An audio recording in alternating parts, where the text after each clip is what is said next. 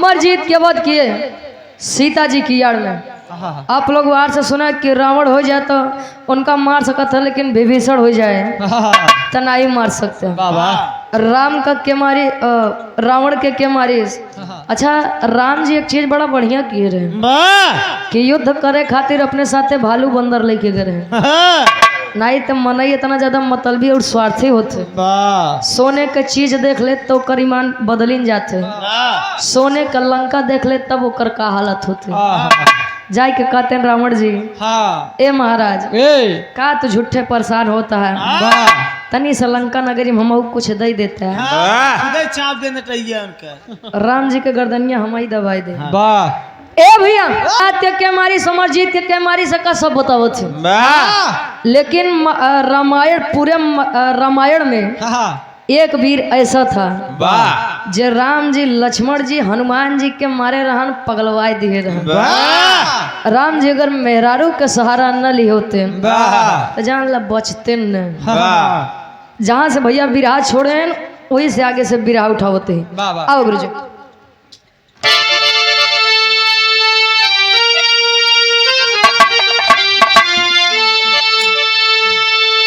तो एक दिन राम सिया से बोले,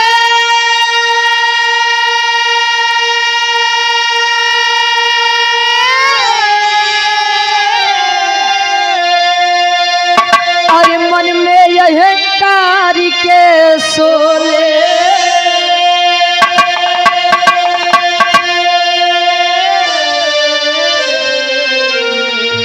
तो पूजो बा हमारी कहन लगे मुस्कान।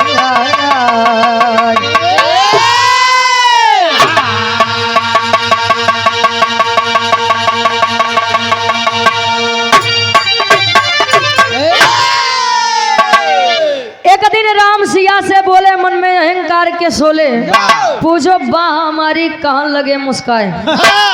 प्रभु श्री रामचंद्र जी लक्ष्मण जी खुशी मनावते हैं। अब तो ऐसा कोनो रोड़ा नहीं बचा बा, ऐसा कोनो बाधा नहीं बा जे हमरे वीरताई के ऊपर शक करे। प्रभु श्री रामचंद्र जी मन में विचार करते हैं कि यार अगर देख लाए, अगर देखा जाए तो हमसे बड़ा योद्धा थे पूरे रामायण में क्यों लंका के जौनी लड़ाई बा, लंका लड़ाई में क्यों रहा नहीं भा बतावा। रावण के इतना लंबा परिवार हम मार दिए। रावण जैसा ज्ञानी पुरुष जे 6 महीना आगे के बात जान जाए। शनि देव पवन देव घरे आई कि उनके झाड़ू पोछा लगावे बतावा हम मौका मार दे। आज प्रभु श्री रामचंद्र जी के मन में घमंड होत बा, अहंकार होत बा। बैठे बैठे राज सिंहासन पे विचार करते हैं। कैसे एक लाइन गजल के संकेत कवि जी करते हैं।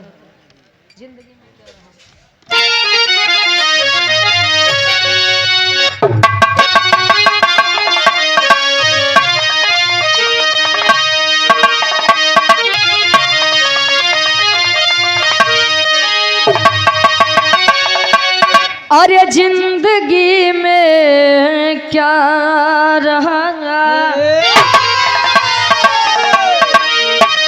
अरे जिंदगी में क्या रहा, अरे सांस मर जाने के बाद,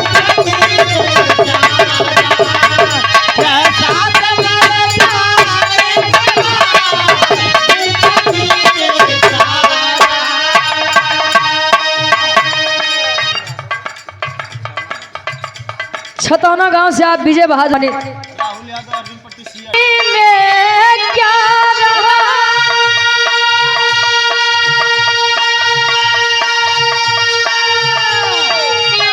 अरे सांस मर जाने के बाद, और मानो की फितरत होश में आता है मानो, होश में आता है मानो, ठोकर खाने के बाद होश में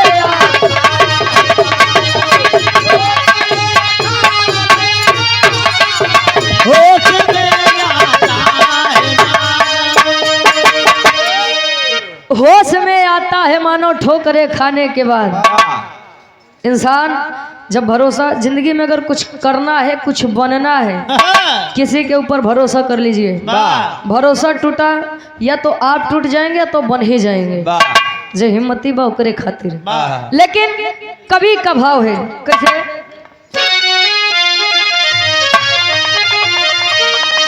अरे आदमी को आदमी से, अरे आदमी को आदमी से प्यार करना चाहिए। आदमी को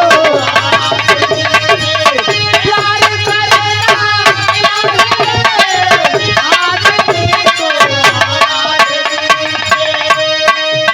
आदमी को आदमी से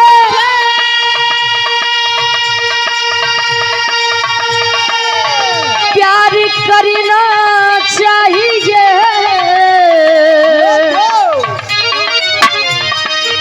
वक्त पर जो काम आए, वक्त पर जो काम आए याद रखना चाहिए।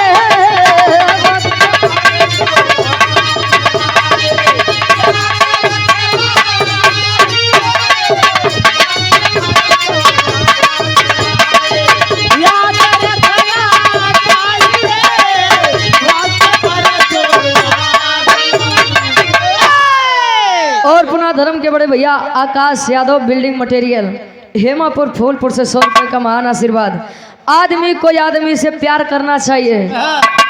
कहा जाता है अगर जेब फट जाए ना तो सिक्कों से ज्यादा रिश्तेदार उछलने लगते हैं। तोरे लगे पैसा ना आइबा तो तोसी बोलब क्यों नहीं पसंद करत। आ जोने दिन जान जाइए तो कितनो खराब बाटे है, बस तू पैसा तोरे लगे रहा है। भैया मोदी नमस्ते, बढ़िया। अजय यादव खानापुर हंडिया से आप गार्जियन जी के द्वारा सुंदर पुष्प पंखुड़ियों में गुथा हुआ हार और ये 100 रुपये का महान आशीर्वाद। अच्छा सुधीर भाई और दोनों कलाकारों का सम्मान बढ़ाते हुए, सम्मान करते हुए ये हमारे बड़का भैया सुधीर लाल यादव जी, ये हमारे गुरुजी यानी डब्लू गुरुजी खातिर 100 रुपया और आकाश गुरुजी खातिर 100 रुपये। भैया चरणों में कोट कोट नमन है, आशीर्वाद के सारे कि हम बच्चे अपनी कला में कामयाब रहे। बिरहा की हमारे कहानी की शुरुआत यहीं से बात कैसे?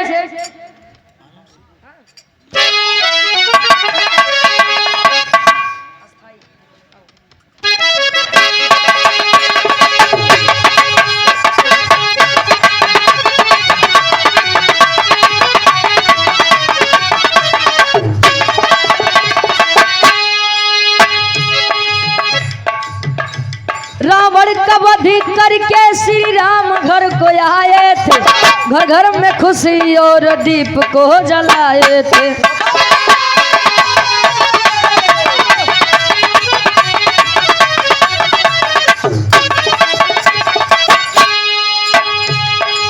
सिया से बोले प्रभु वचन को सुनाए, पूजो बाह मेरी बात को बढ़ाए।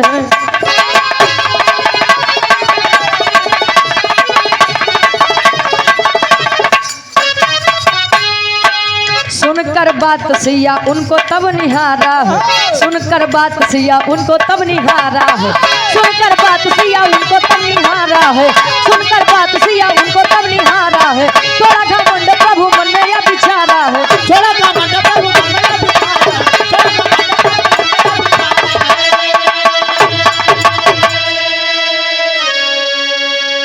कहानी के समझला आसाना पूर्ण विश्वास बा, कहानी शीशा के जैसा साफ हुई।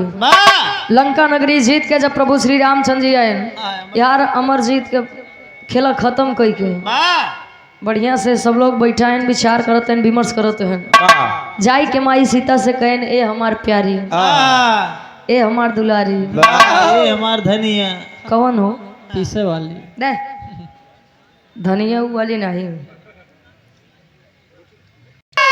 प्रभु श्री रामचंद्र जी माई सीता का प्यार से सीते कहते रहे। कहें कि तो का नाज होए के चाहिए, घमंड होए के चाहिए कि पूरी लड़ाई में हमसे बड़ा योद्धा क्यों रहबे नहीं भाई। कहें का प्रभु झूठे बाह के पुजाई करवावत है। कहें काहे, कहें अगर विभीषण जी भेद न बोलते तो रावण जी के मार लेता का।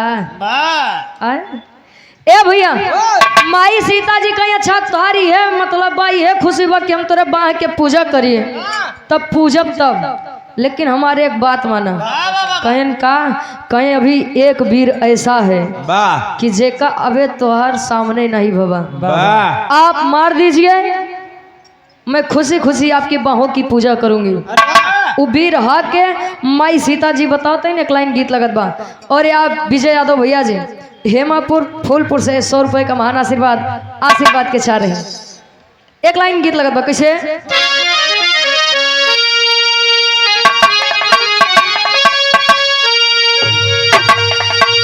अरे झूलनी पे उड़ानी, अरे झूलनी पे उड़नी, हई जहाजिया उड़ा दा, हई जहाजिया उड़ा दा, हमार पाई जे बड़ा जहीरा जला दा, हमार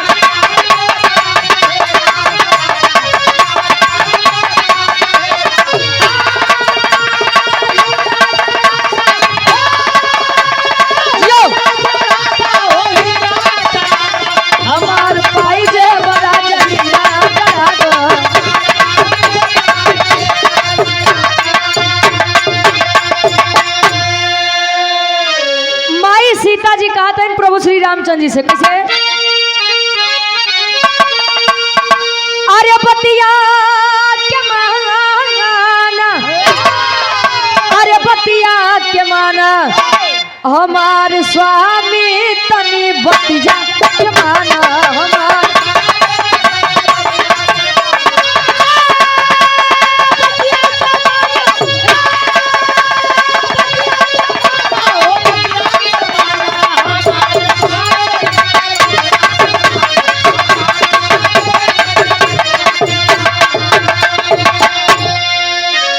अरे रहेला कोटाक्ष वन में अब एक कठी ललनवा, अरे पहले हरावा जाके ओके सजनावा,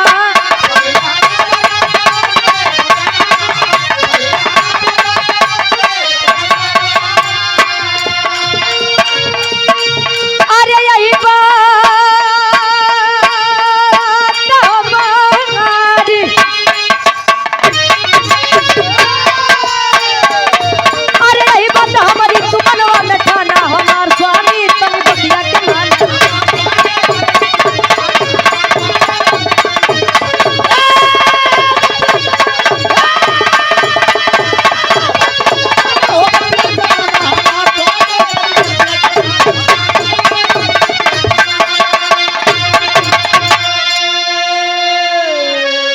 सीता बतावत है। वह वीर कोटाक्ष वन में रहता है और उस वीर का नाम रक्तासुर है। कहें रक्तासुर, कहें हाँ स्वामी वही के पराजित कई क्या बा, हम खुशी खुशी तोरे बाह के पूजा करब। अब देखिए शंका इतनी खराब चीज होते है, दुनिया में सब चीज के दवाई बनी बा लेकिन शंका के दवाई नहीं। कुलदीप यादव बस। प्रभु श्री रामचंद्र जी कहें सीता के हराऊ कि ना हराऊ वो बात के बाद कहीं तब कहें पहले ही बतावा तू ओकरे बारे में जाना तू कैसे। हाँ, ओकरे बारे में यानी ओकरे विषय में यार कहें पहले बताओ ओकरे विषय में तू इतना बरियार इतना बढ़िया कैसे जाना तू।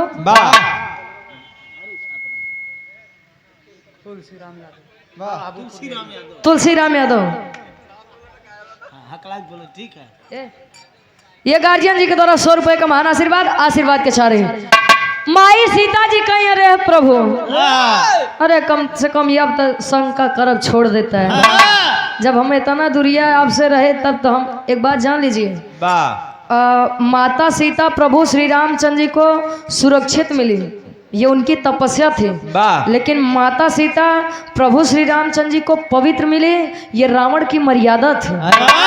अपने लंका नगरी में ले जाई के बादो माता सीता को छुआ तक नहीं था। भैया रावण जैसा बना बहुत मुश्किल के काम है। मरना था उसे लेकिन स्वाभिमान से मरा था।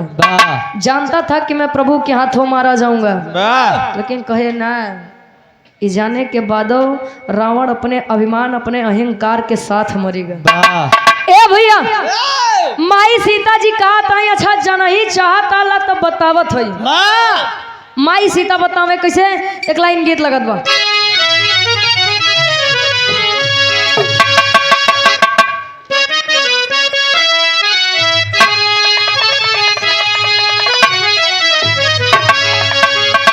भगवान कन्हैया जब गोकुल नगरी छोड़ के वृंदावन चले गए रहने के लिए, सारी गोपिकाएं विरह में कह रही हैं, दर्द में कहें कैसे। अरे प्रभु या बसो वृंदावन में,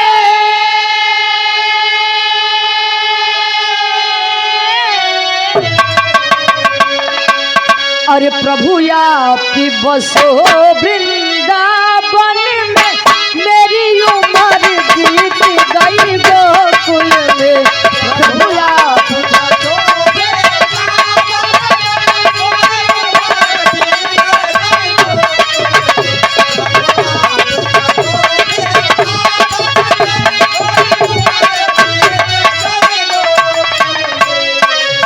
माई सीता बतावे रामचंद्र जी के शक दूर करत है बात कि प्रभु बचपन की है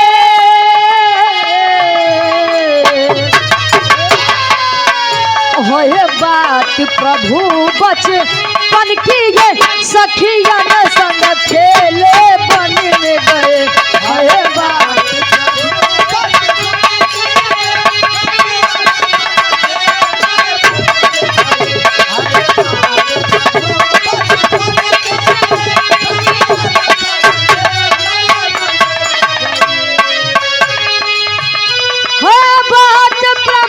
बचपन की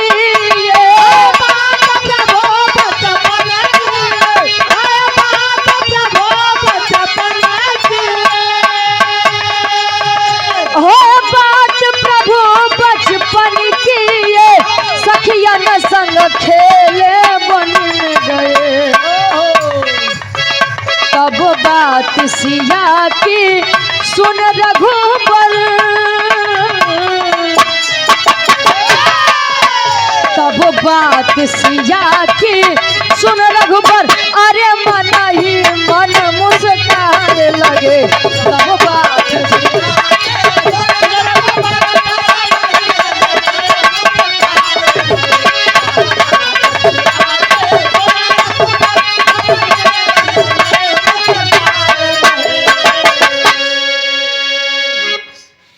सुनील जायसवाल डीएडी नैनी सहयोगी न थी।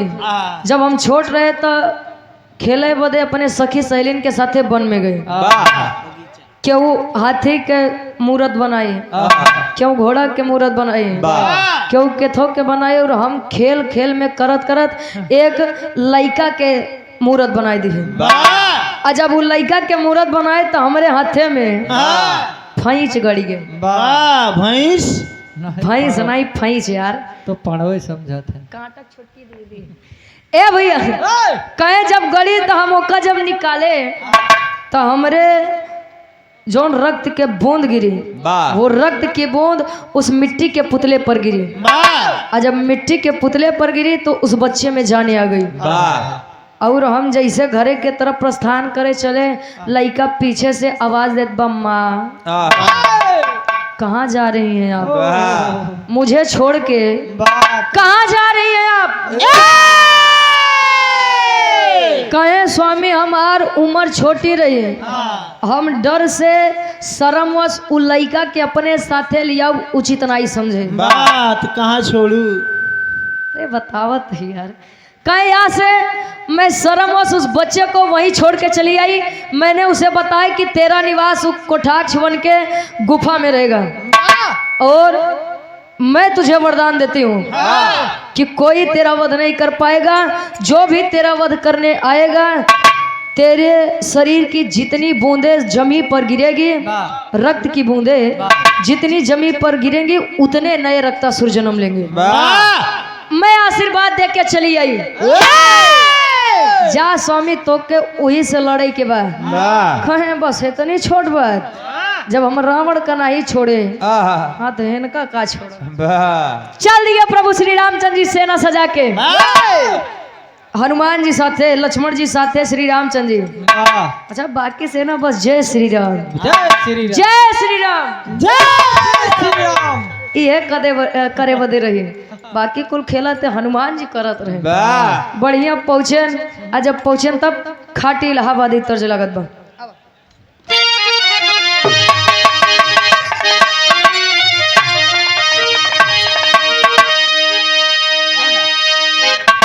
आए हाय विराट सम्राट स्वर्गीय दादा श्री रामधार यादव गुरु जी, झोसी नरेश गायन और गाय के चला गए। तू का जाबू कहाँ भैया लवली उतना जिन बोला कर प्रताप कह दो हम समझ जाओ। ए भैया गुरु जी का मैं कैसे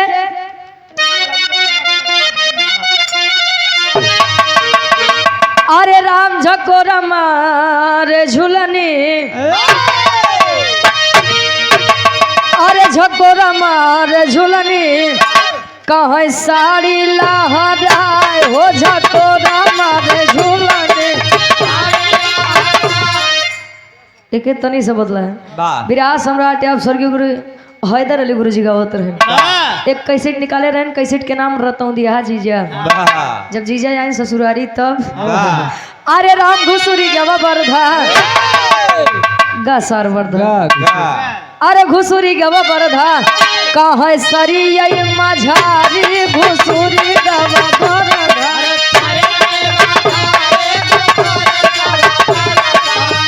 अरे गजब केहू बहिनी, अरे गजब केहू बहिनी सती अनसुईया में गाए रहे।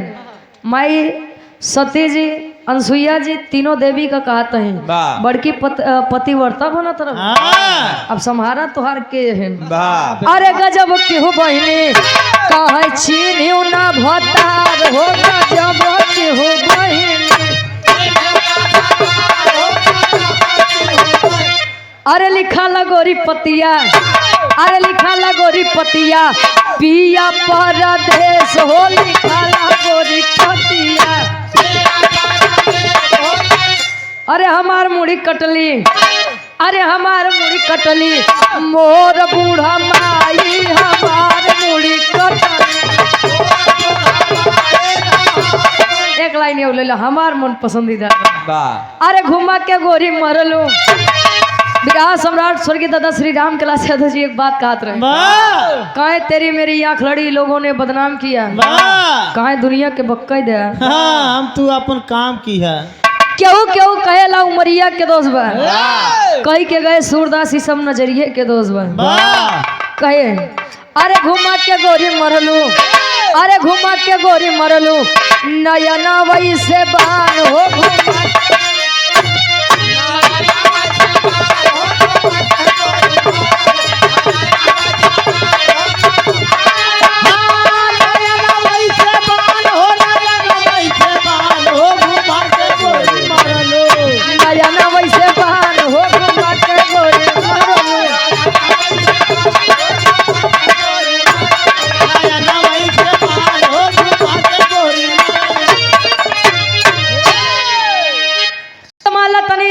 एंटरटेनमेंट खातिर, मनोरंजन खातिर बिरहा प्यावा प्रभु श्री रामचंद्र जी सेना सजाई के अयोध्या नगरी से जाते हैं। कहाँ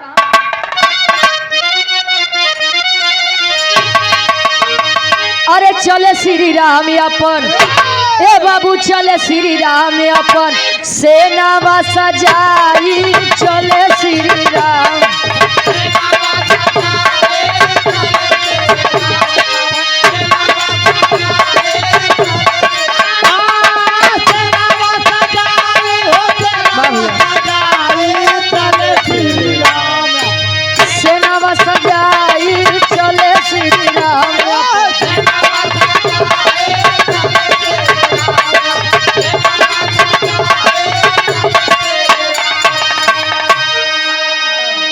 चले श्री राम अपन सेनमा सजाई। चल दिया प्रभु श्री रामचंद्र जी वाह कोटाक्ष वन में। अंदर वीर बैठा है, वाह आराम कर रहा है। प्रभु श्री रामचंद्र जी का ये बरियार चेला, वाह बड़का भक्त हाँ हनुमान जी जय श्री राम। आगे आए रक्तासुर, रक्तासुर कहाँ चले गए हो? बाहर निकल। अब वो कुछ जवाब ही न दे। तब ले लक्ष्मण जी आए कहन का हनुमान झूठे चिल्लाता है। एक तो तू बानर है या बड़े रक्तासुर तो का कुछ समझत नहीं बा। पीछे हटो। अच्छा हनुमान जी का बगलिया दे कहे पीछे हटो। तब ले आए ने आगे कहन रक्तासुर, अरे रक्तासुर, अरे हम लक्ष्मण वही लक्ष्मण जे मेघनाथ के वध करे रहन, ओकरे लइका अमरजीत के मार देस। बाहर निकलो। हनुमान जी लखत हैं कहीं कस दिखाई लिया। आय हम बानर रहे तू आदमी रहे तोरे ने बोलाए कहाँ रक्तासुर निकलत बा। बड़का वीर बना थे कहे तू पीछे जाए। हटिए आप पीछे। आप दोनों जरे मार जोरे जोर जोरे जोर आजमावत है। प्रभु श्री रामचंद्र जी जैसे आवाज देहन अपने बाबू के वजिया सुनते मान। अब माई सीता ओकर माई भई तो प्रभु श्री रामचंद्र जी के बहन ओकर बाबू बाबू भाई। अब रक्तासुर सोचत बा कि अरे इतने सालों बाद मैं इतना बड़ा हो गया, पिताजी मेरे द्वार पे। क्या बात है, क्या बात है। रक्तासुर बाहर आया। प्रभु जी कहन अच्छा तो ये है ये से लड़ाई के बाद कहे आओ चुनौती देता हूँ मैं तुमको, युद्ध करो मुझसे। कहन अरे प्रभु युद्ध हो तो हम कहीं ले पहले ही बतावा हमार दोस्त का बा, गलती क्या है मेरी। कहन तोरे चक्कर में हमार सीता हमरे बाह के पूजा नहीं करत है। जब ले तो हराऊ ना तब तक सीता मनी है ना कि सबसे बड़ा वीर हम ही नहीं। अब वो लड़का सोचत बा हमार बाबू बहन छोड़ा जाए दे। का मतलब? अब बाबू ओकर परेशान आ बेटवा आओ लड़ाई कर। बाहर निकल, युद्ध कर्म से आओ तेरी माई की। अरे बस कर यार। अब यहाँ रक्तासुर जब बाहर निकला भाई वीर तो वीर चुनौती स्वीकार कर लिया और तब दोनों वीर में युद्ध होत बा। कैसे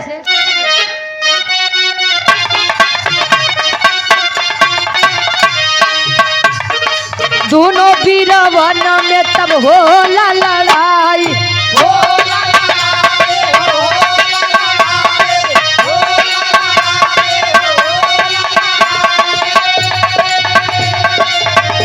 अरे सेनावा के मार दिया घरे पहुंचाई। क्या बात है?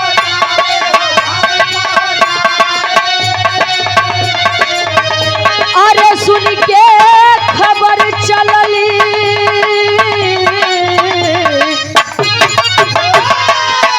अरे सुन के खबर चली माई खिसियाई चले श्री राम सेनावा सजाई।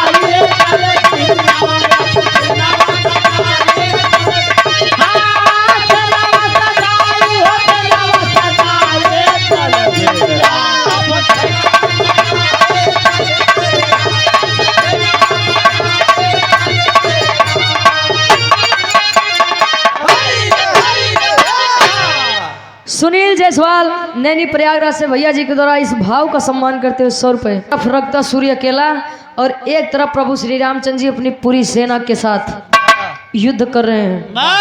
ध्यान देने की बात है, प्रभु श्री रामचंद्र जी जब बाण चलाए तो रक्तासुर केवल 2 कदम पीछे जाए, लेकिन जब रक्तासुर बाण चलाए तो प्रभु श्री रामचंद्र जी सेना सहित 10 कदम पीछे जाए। यही होते होते प्रभु श्री रामचंद्र जी कहीं लागत बस सर्व छोड़ी ने। हाँ आज मारे जरूर। सीता कौने वीर लगे भेड़ दिन यहाँ बनी बनाई इज्जत लागत बा कुल हमार चले जाई। ए भैया होते करते एक बार रक्तासुर गुस्सियाई के जब बाण चलाए हनुमान जी आधी सेना के साथ माई सीता जी के घोड़े लगे गिरे अयोध्या नगरी। और जब गिरे तो माई सीता जी कहीं कस बेटवा हनुमान यहाँ क्या कर रहे हो? तुम तो गए थे युद्ध करने, युद्ध करने गए थे। कहने रे माई कोने वीर लगे भेजे है, हम सब बाण चलाव तई तू केवल 2 कदम पीछे जात बा। लेकिन ऊ बाण चलाए तो परिणाम का बस साक्षात देखते है। ए माई माई हो हाँ, ये हमार माई। प्रभु श्री रामचंद्र जी जोनी जतिया कमान है ओकर न खराब करा जाई के बचावा। आखिर पत्नी तो थी ही, अपने पति की मान मर्यादा इज्जत बचाने के लिए माँ सीता रण की तरफ बढ़ती हैं। तेरी के भाव में कवि जी लिखते हैं कैसे,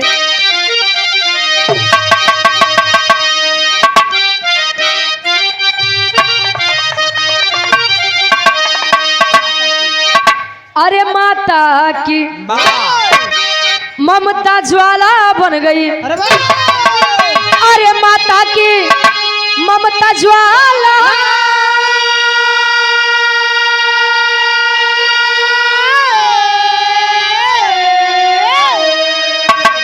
अरे माता की ममता ज्वाला बन गई, चली संहार करेंगे अब कोई न रोकने वाला। अरे हो वाला, अरे हो वाला।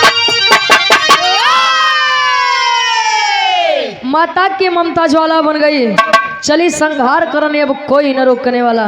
रण के बीच जब पहुंची माँ सीता, प्रभु श्री रामचंद्र जी लुकात है ऐसा न हो सीता देख ले तो बेइज्जती हो जाए। कहीं ये प्रभु ए स्वामी परेशान मत होइए, आपकी अर्धांगिनी अभी आपके पास है, बस तू बैठा रहा, बाकी हम कुल देख लेते हैं।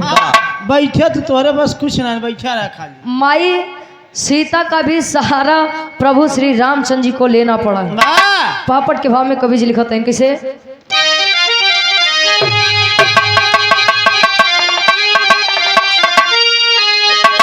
अरे देसिया के मचलबा अब तूफानवा बीच बनवा में, अरे देसिया के मचलबा अब तूफानवा बीच बनवा में, तो क्रोध से कांपे धरती योगा धनवा बीच बनवा में।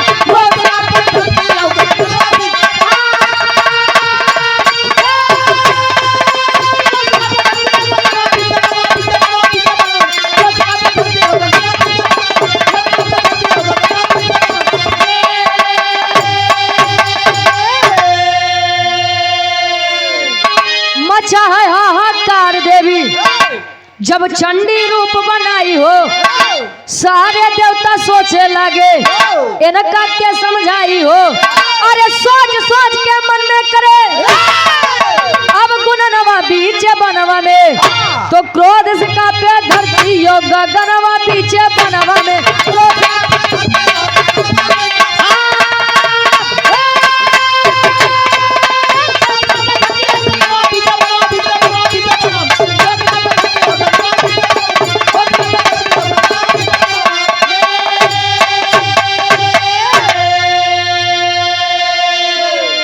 माँ सीता बीच वन में बीच समर में आ गई, चंडी का रूप जब धारण करे, अब रक्तासुर को तो वही वरदान देती, अब माई सीता जितनी बार वो कम मारे जय बूंद नीचे रक्त गिरे तैने रक्तासुर जन्म ले ले।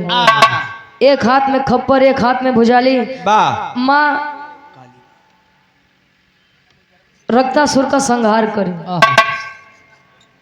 खप्पर लई के रक्तासुर के गर्दन काट के जितना खून आया उसे खप्पर में भर के रक्तासुर के खून को माँ चंडी के रूप में उसे ग्रहण किया।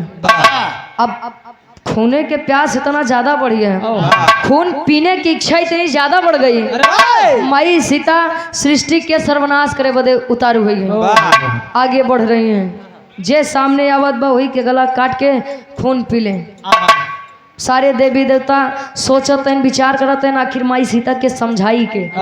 सारे देवी देवता आल्हा के भाव में कवि जी प्रमाण देते हैं कैसे, हाय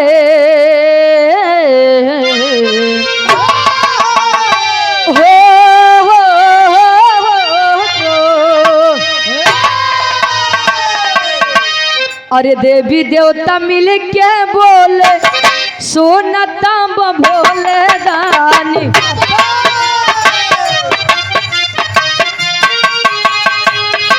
दुनिया के बातें केवल या पानी आधा,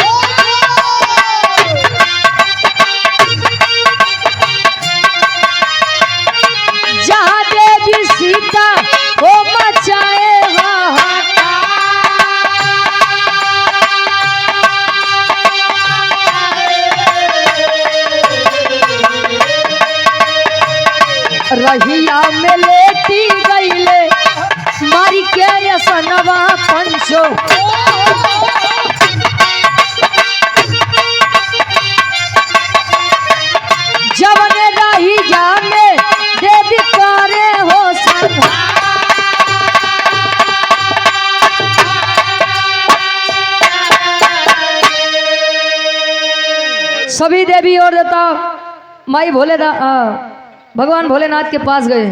जब भगवान भोलेनाथ के पास गए, भगवान भोलेनाथ से विनती इबादत करके माई सीता के रोके बदे मनायन और भोले दानी आयन माई सीता के रास्ते में लेट गए। अब माई सीता आगे बढ़ते हैं, जैसे कदम आगे बढ़ावे चले प्रभु के ऊपर पैर रखे चले, तब ले नीचे से नाग देवता फुफकारत है। देखा कालिया नाग का। अब जब माई सीता नयन गिराई के नीचे देखत है, प्रभु के देख के माई सीता के जीभ शर्म के कारण निकल गई। और शर्म के कारण हुआ का आखिरी में कवि जी प्रमाण देते हैं।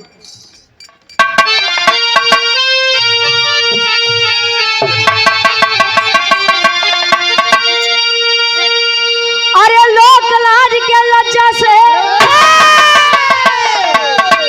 अरे लोक लाज के लज्जा से अब लाली हो गई। अरे लोक लाज के लज्जा से अब लाली हो गई। खप्पर लिए भुजाली मैया काली हो गई।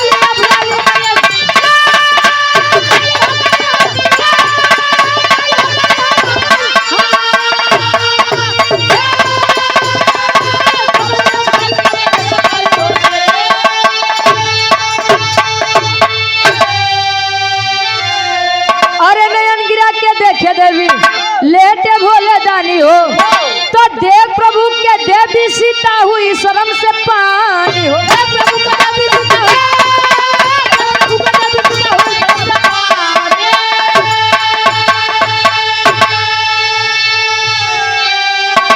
अरे शर्म से ला गई जैसे पुष्प की डाली हो गई। अरे शर्म से ला गई जैसे पुष्प की डाली हो गई। खप्पर लिए भुजाली मैया काली हो। नयन गिरा के देखे देवी लेटे भोले दानी हो। माई सीता जी देखत नहीं तो शर्म के कारण उनकर पूरी शरीर काली पड़ी गई। अब वहां से माँ सीता का एक नया रूप हुआ, नया अवतार हुआ, जिसे लोग माँ काली के रूप में पूजते हैं। प्रभु श्री रामचंद्र जी के घमंड चढ़ा रहा, घमंड भी टूट गया। अब माई सीता के एक नया अवतार भगवान भोलेनाथ के कारण। ये हमारे विराग के शीर्षक बा, आखिरी में खानदान के परिचय बा। अच्छा ठीक।